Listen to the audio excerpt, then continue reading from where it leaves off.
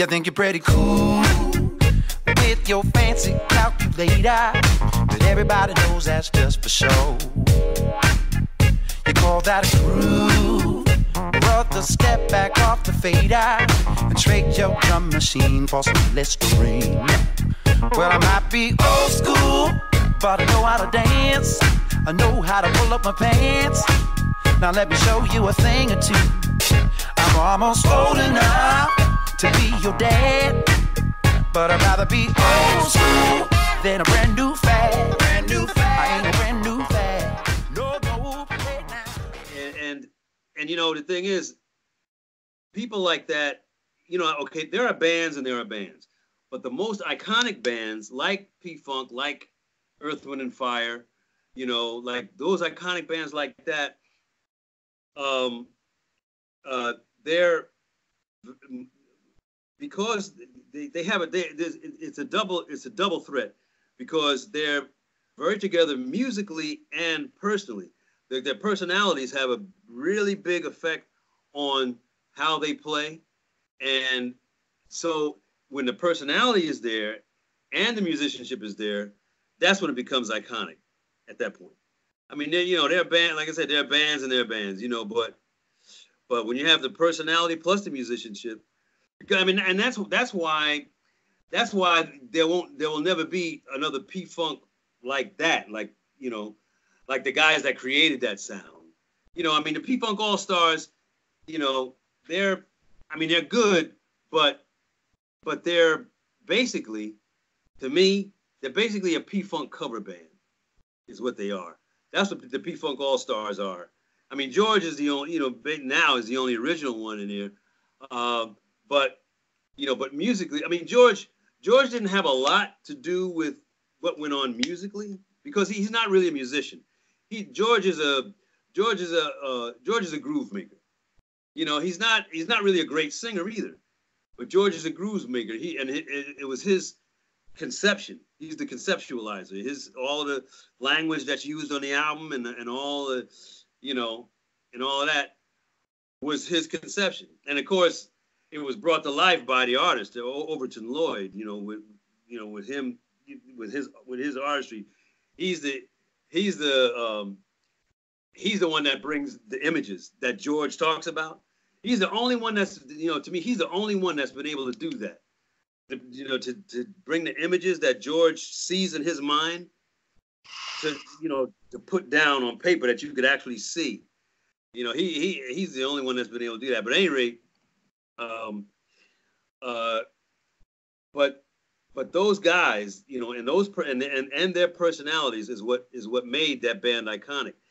And, you know, the personalities of everybody after that is basically a cover. You know, is basically a cover. They're copying what they created, but they're not the creators. And that's the difference. You know, I mean that's, you know, that's the difference. Nobody plays a bass line like Bernie. It's not going to happen. You know, who does? You know, nobody's going to call the mothership like Glenn. You know what I mean? And Boogie playing the bass the way that he played it, the way that he complimented them. Nobody's going to compliment them like that. You know, I mean, it's just a fact. It's not, you know, it doesn't mean that they're bad musicians or anything like that. It's just, you know, it's just a fact, you know. Mm-hmm. It's, you know, but, you know. It's amazing, though, that George is still going, right? Yeah. And, you know, he's, you know, he's retiring. He says he's retiring, but we'll see how much retiring he does. But he's, George is still out there. I'm glad that he kind of cleaned himself up. You know, I mean, drug wise, you know, I'm glad of that.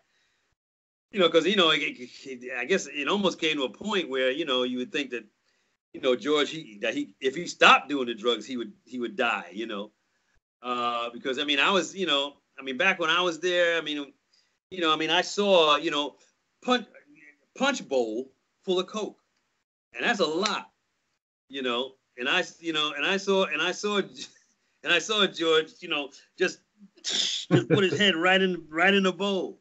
You know, I mean, stuff like that, and you know, I mean, me not being a drug person, stuff like that. You wonder how long can somebody live doing stuff like that?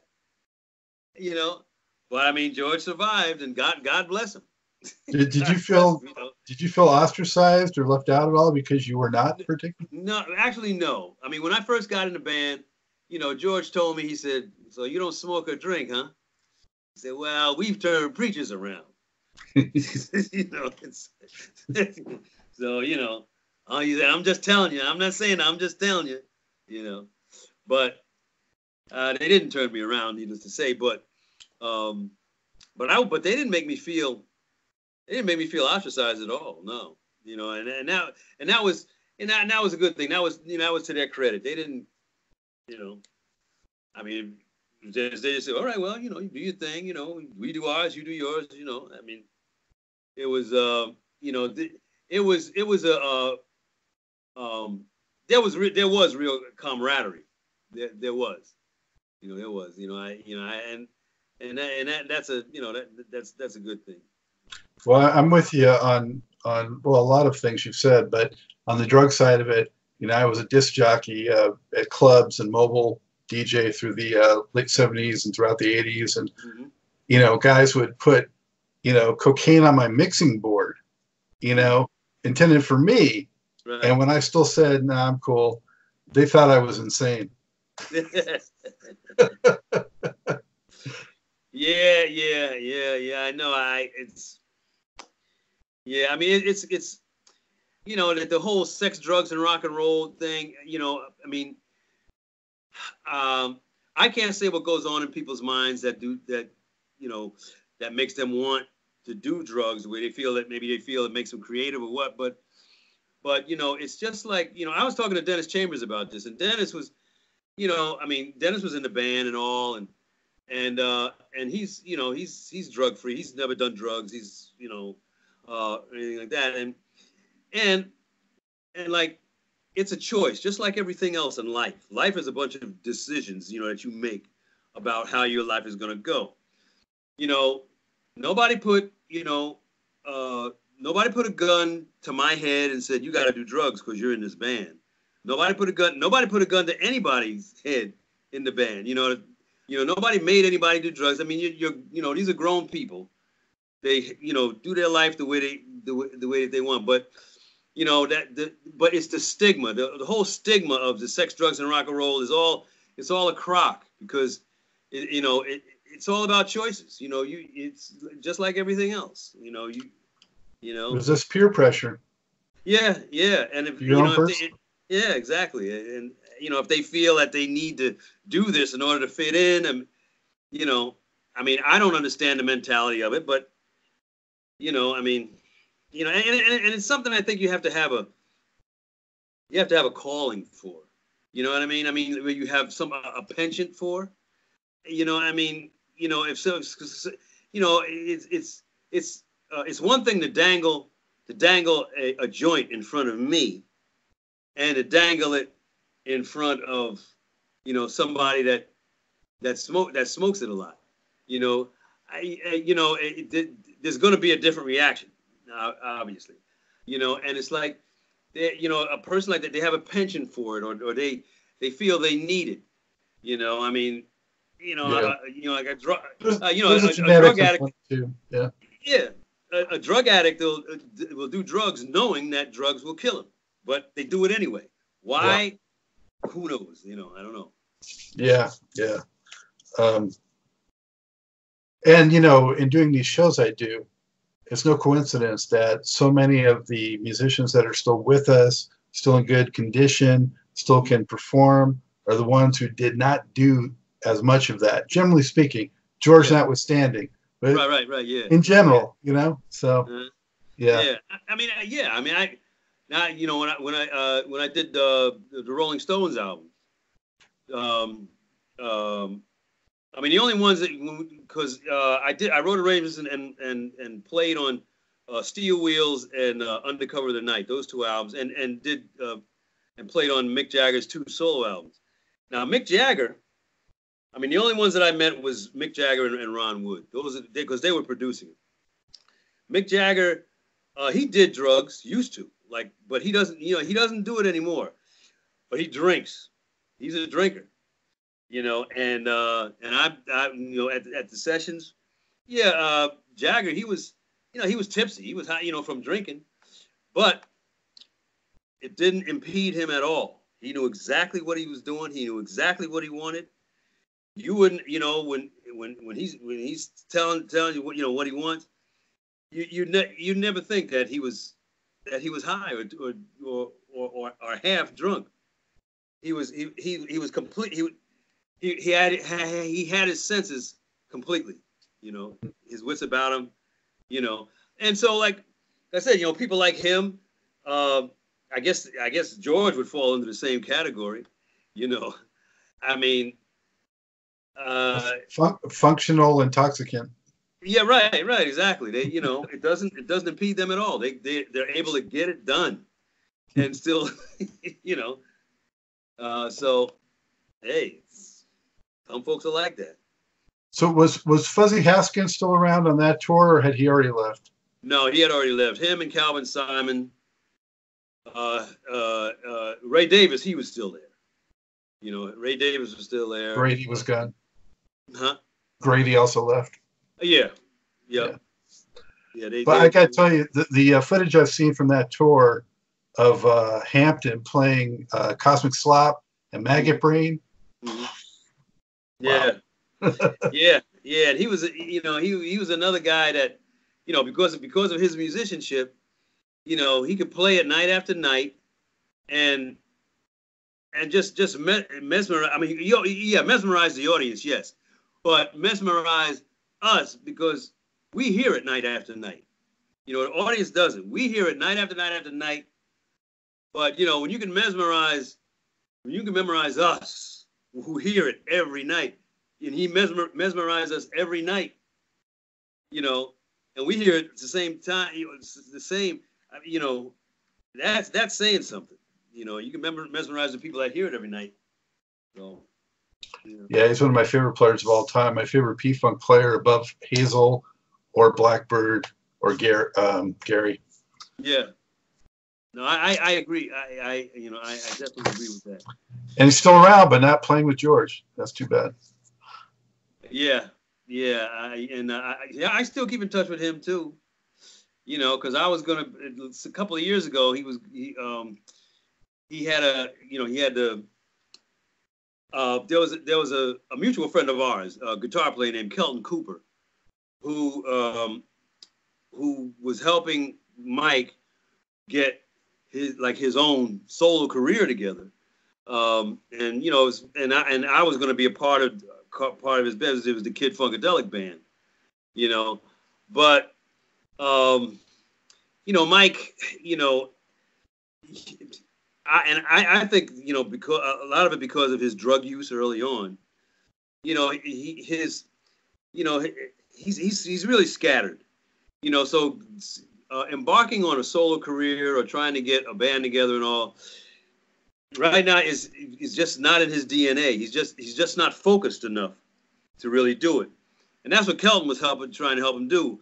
What Kelton did, Kelton got Kelton wrote songs, recorded them, and just made it so that all Mike had to do was just go in and play solos, just do what Mike does, and that worked. It did. It worked, but when it came time for Mike to, really to focus and get involved in what we do, what was being done, he couldn't do it. He couldn't do it. He was like nowhere to be found. He was just out, and it's unfortunate because, Mike is a guitar god to so many people, and Mike could have broken away from P-Funk like long ago, when he was a lot younger, he could have, and he could have had, a successful solo thing because of his stature, because of, how he was looked upon, but unfortunately, and this was another unfortunate thing, George didn't want to lose what he had, and so he was, and I was there and I saw he kind of in a way kind of brainwashed Mike, because Mike was, young and kind of impressionable, and he kind of brainwashed Mike into thinking that if you leave me, you will never have this kind of success that you have now, and the way that people look at you and this and that, and and that's unfortunate, I mean, because George, he did kind of do that because he needed to keep what he had afloat, and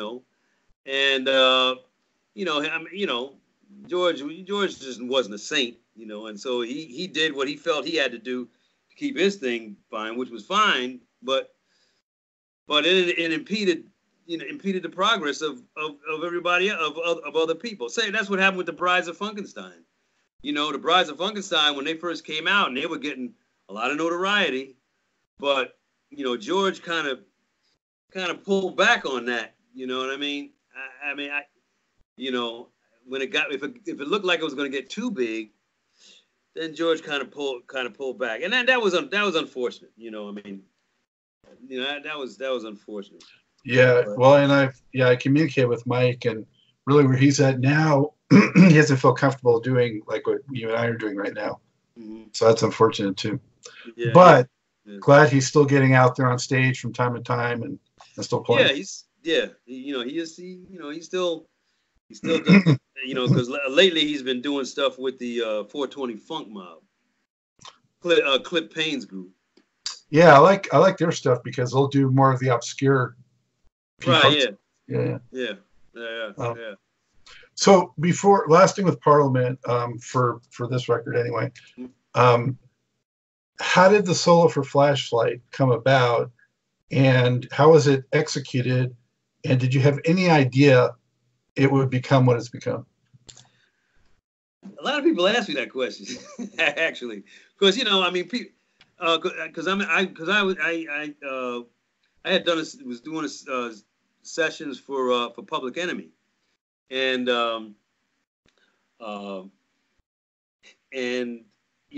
talking to Chuck D and the Shockley brothers. The Shockley brothers, Keith and Hank Shockley, were producing the album that we were doing, and they were telling me how like that Flashlight solo has been sampled, has been used and this and that, Now that solo, I played throughout the entire recording. George said, "I'm going to put this on recording. I'm going to put the recording on. Just play, man. Just play it. Act as if it's your record, and you're soloing. Just play throughout the whole thing." And so I did. I played it from start to finish. I soloed throughout the whole thing, and I was surprised that piece was the only thing that he took out of the entire record. I think that I was playing some nice stuff, and I think it probably was, but for the purposes, I guess, of what George was doing vocally with it and all that, he only took that one section, and then I was a little disappointed. I was, and I never asked him why he didn't use more of it. I never asked him why, I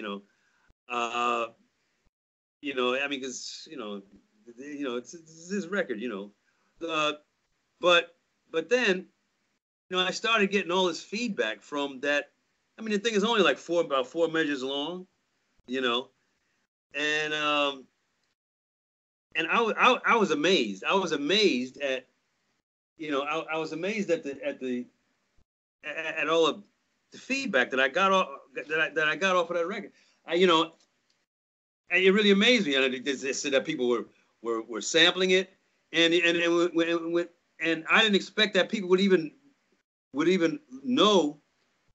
pay that much attention to the sax solo. Because when I mentioned Flashlight to people, I said, "Yeah, man, the guy who did the sax solo? Oh man!" And they bowed down, and oh man, it's like I played like there was only like 4 measures of the thing, and so it was like I was and I never understood what the big deal was about what I played, what was kept. I mean, I felt that I played some really nice stuff in other parts of the song, and I never understood I never understood what the big deal was. Because I have like, look, I'm looking. See, I don't know if you can see on the wall. Yeah, the picture froze, but yeah, I can see it. Hopefully, viewers can see it. If you can see them, these are two, like this. This is a platinum. This is for platinum of Funkateer. Yep. Right. And this is there's a gold for flashlight, and then there's one other one there that's for an album called The Bomb. That flashlight was on. It was a bunch of P-Funk songs. Yeah, it was a hits collection. Yeah, and well, there's another gold record up there for the Rolling Stones thing, but I was really surprised. As a matter of fact, I still get checks. I still get royalty checks to this day for that song. Not from George's personal account. No. Because the song has been used in commercials, as like backing music for commercials, for this or for that, or like in a movie, like if it's a nightclub scene or something like that, it's played, as on a jukebox, as a song that's being played in a club, and I mean, it still amazes me. I still get checks from the union for that, and when you first heard the music, though, I mean, it was when I first heard it, mm-hmm. it really blew my mind. I mean, it was not like anything that had come before it. It was one of those records and songs that just really changed the game. It was innovative, different sounding, like it came from otherworldly almost. I mean, it was a groundbreaking track. And so did you feel that way at the time? Actually, no. Because we had one of the, I mean, I had heard, from playing with Bernie, doing the concerts and stuff. I mean, Bernie was playing bass lines like that all the time, So that particular bass line, like the way, which is a major component of the song, it didn't strike me as anything different than what Bernie was what he played usually. And plus we had technical difficulty with the machines because, the song was in C actually, but the machine, there was something wrong with this machine, and it was recorded like a half a step lower, and it was, and I don't know, I wasn't like, I really wasn't really paying attention too much to, to the music. There was a technical difficulty that they had with the machine, and the fact that, it was a regular Bernie bass lines, the kind of stuff that he played all the time, and I had no idea that the song would blow up the way that it did. I really had no idea. I mean, and then it wasn't until it did blow up that I was, disappointed that I wasn't on more of the song. But, I understand why, because, I mean, it was vocally, there's a lot of stuff going on in the song between the background vocals and what George was saying, and with the, different sounds and stuff that Bernie was putting on there with his keyboards, and so I mean, I understand. Yeah, it was a crowded track. I mean, very layered. Yeah, it was. But you could take all of that stuff away and just have the guitar, the drums, and Bernie's bass track, and it would have still been a hit. It probably would have still been a hit. I've heard that it was originally a Bootsy track, and that they took it for Parliament. Yeah, because Bootsy played drums on it.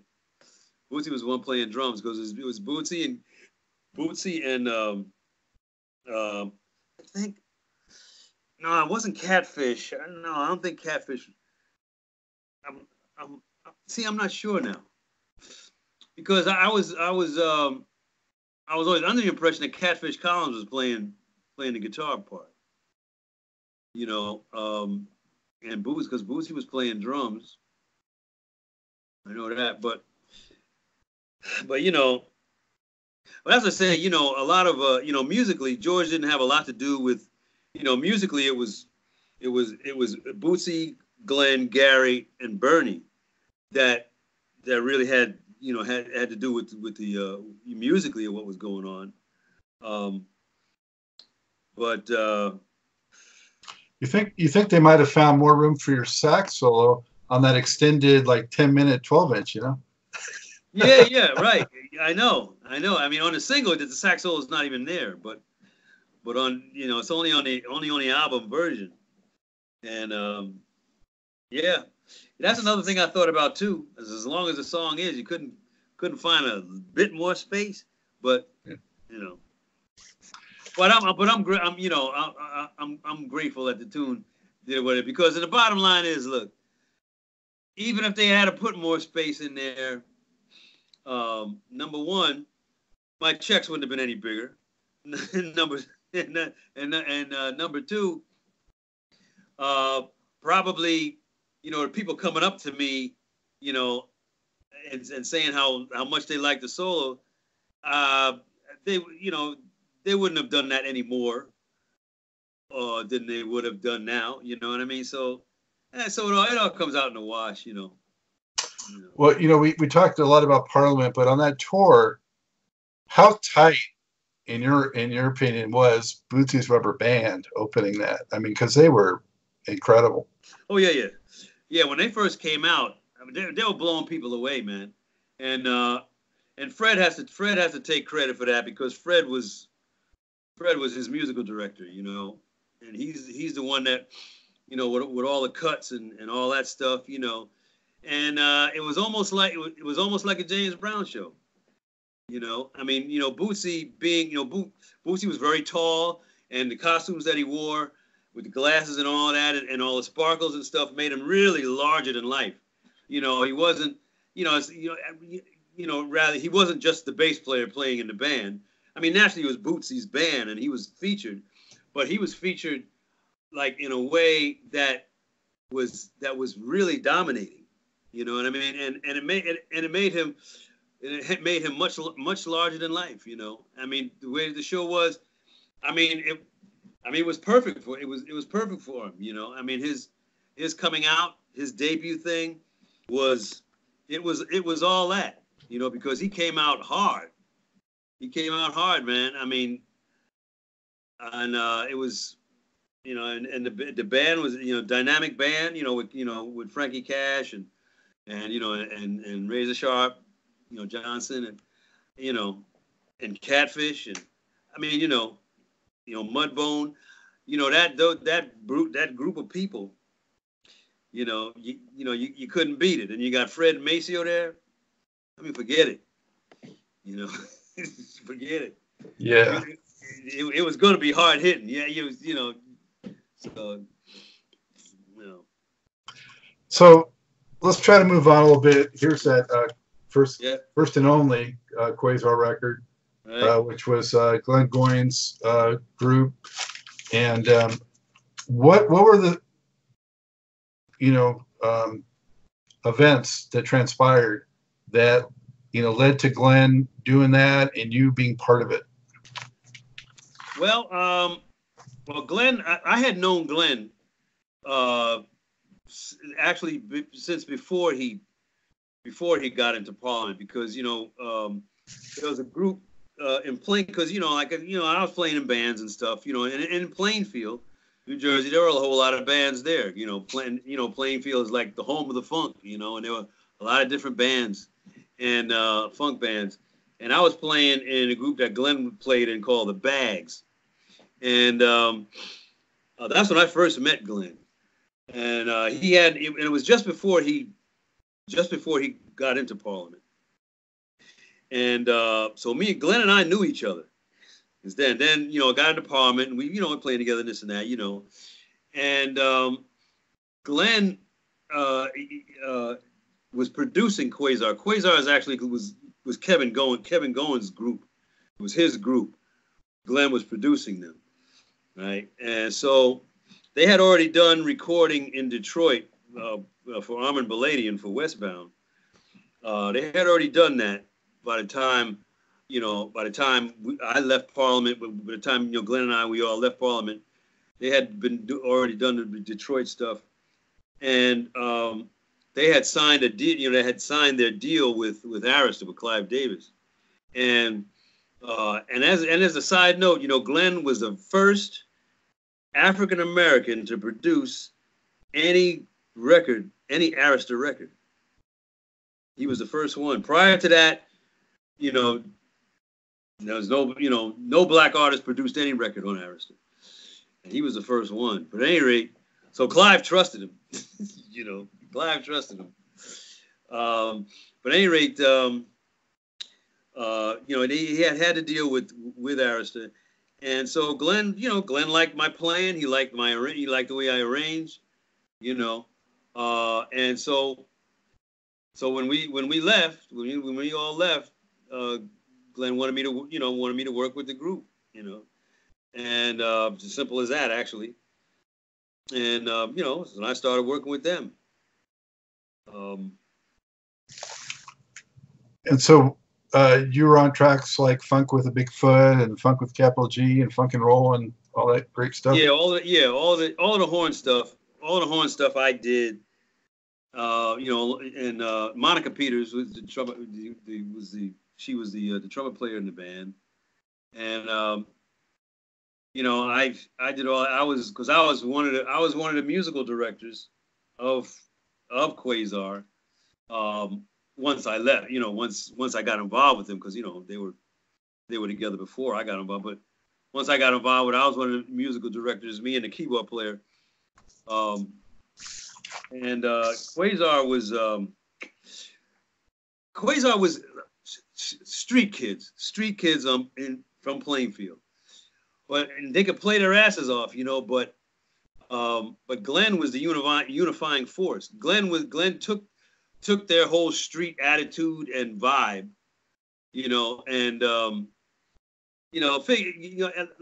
I guess figured that you remember the Bowery Boys, right? Leo Yes. Gorth, right? Yeah. They were like them. They were like, just like street urchins, but they happened to be able to play. And it's like they didn't realize how well they played. They didn't, they were badasses, but they didn't realize it. They were too busy cutting up and doing stupid stuff, But Glenn gave them focus. Glenn gave them discipline. They practiced. Quasar practice. We practiced 8 hours. 8 hours, 4 days a week. The band practiced. Glenn had them practicing 8 hours, 4 days a week. And he kept them in line. He kept them in line. And he made them very disciplined. And then once they found out, they had an aha moment. Once they found out that how well that they could play and that they could actually do this, they fell in line. They fell in line. So I commend Glenn for doing that. That's why when Glenn died, Quasar just fell apart. And he passed like the same month the record came out, right? Yeah. Yeah, so that just pulled the rug out. Yeah, and it just, and Kevin started, he started getting weird. He held up a gas station in Plainfield. He held up a gas station for whatever reason. He held up a gas station, and the gas station attendant, he took him, put him in his car, drove him up to the Watchung Mountains up in Plainfield, and let him out. I don't know why he did that, but the thing is, because of that, he was looking at a kidnapping charge along with a robbery charge, and it was in the papers, and it said Arista recording artist Kevin Goins, such and such and such and such. Clive saw that, pulled the plug on the whole thing. Wow. Because Clive said, I can't have this. I don't want, it's, you know, he said, I built this company up too much. You know, but that kind of publicity, Clive didn't want. He immediately pulled the plug on it after that. There is such a thing as bad publicity. Yeah. At least as far as Clive was concerned. Was that you think Kevin just distraught over his brother, or? That was part of it, yeah, because it took him really hard. Really hard, and he started to go downhill. You know, I mean, he started drinking and stuff, and you know, and he, you know, and he was, and just until recently, he was just known for hanging out drunk hanging around, you know, on the lampposts of Plainfield. But he did kind of get his thing together, you know. And he, matter of fact, he's doing it like a kind of a Quasar 2, you know. He's trying to get that together. He's been recording tunes, and you know, to put out as Quasar, you know. And I, you know, me and my horn section, we played on one of the tunes. I don't know what's going to happen with it. I really don't know. But I mean, you know, I'll help as much as I can. You know, whatever he wants. But you know, he did. He did get us. He's been married a long time now, and he's gotten his life together. But you know, he's trying to put out some Quasar stuff. You know, so I certainly think the group and record would have been a lot bigger had those events not transpired. I mean, Funk and Roll especially was on its way to being a big hit. Yeah, I mean, Quasar would have. I mean, had Quasar stayed together. I mean, even after Glenn's death. But the thing is, after Glenn's death, I don't think Quasar would have stayed together, only because, you know, since Glenn was the unifying force in the band, and they were not ready to be without Glenn. You know, at the time that Glenn died, I mean, they could have done gigs and stuff. You know, I mean, if the band had stayed together and stayed intact, they would have done gigs. How long they would have actually stayed together, I don't know, because they still were not ready to go on without him. You know, it's like a woman gives birth to a child, and then the woman dies, and the child, you know, the child is still a child. It's just not ready to handle life on their own. You know what I mean? Yep. Well, you know, I mean, we all know what an incredible singer Glenn was, and you know, everyone who's heard him can say that, and people that have worked with him have certainly said that through the years. Oh, yeah. But when I had Rick Gardner on, he had also toured and played with Marvin Gaye. Mm-hmm. And I said, in that context, who's the greatest singer, you know? And he went with Glenn. Uh-huh. So when you're saying Glenn above Marvin Gaye, that's quite a qualification. I mean, Glenn could, I think that Glenn could do more with his voice than Marvin Gaye could do. But by the same token, giving props to Marvin Gaye, that era at that time, you know, I mean, there were certain things. Now maybe Marvin Gaye could do more, but I mean, this is what Marvin was doing at the time. So you know, I mean, so we'll never know. You know what I mean? We'll never really know. And I mean, Glenn, look, Frank Zappa wanted Glenn in his band. Frank Zappa loved Glenn so much. Frank Zappa wanted Glenn, and the only reason that Glenn didn't go with Frank Zappa was because you heard of Robert Middleman. Robert Middleman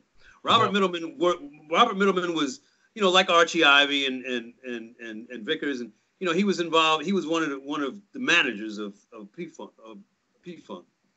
And matter of fact, Robert was managing Glenn, you know, for his solo thing, right? You know, because you know, they were close. Glenn and Robert Middleman were very close. Middleman lives in Florida right now, but at any rate, they were very close.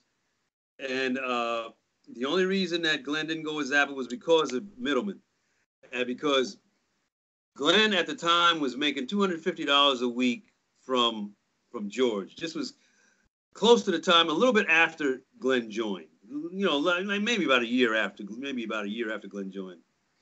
He was making $250 a week. Zappa offered him $500 a week. And, you know, Glenn was saying, you know. And so George knew about the offer, you know. And George went to Robert and said, listen, you know, you got to stop Glenn from leaving.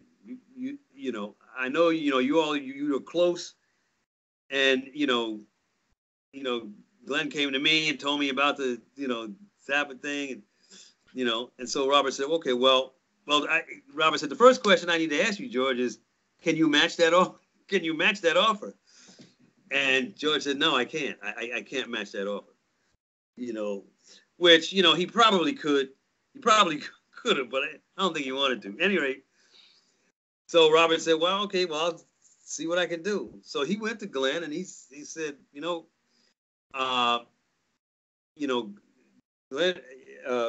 Zappa, I know Zappa made you the offer and all, but, you know, I think that you should stay with George because, you know, I know you want to do your solo thing, and I think that being with George will enable you to do your solo thing and stay with, you know, what you like to do best, you know. And Glenn thought about it, and, you know, I mean, he liked doing funk. He liked what P-Funk was doing and all, and so he decided to stay.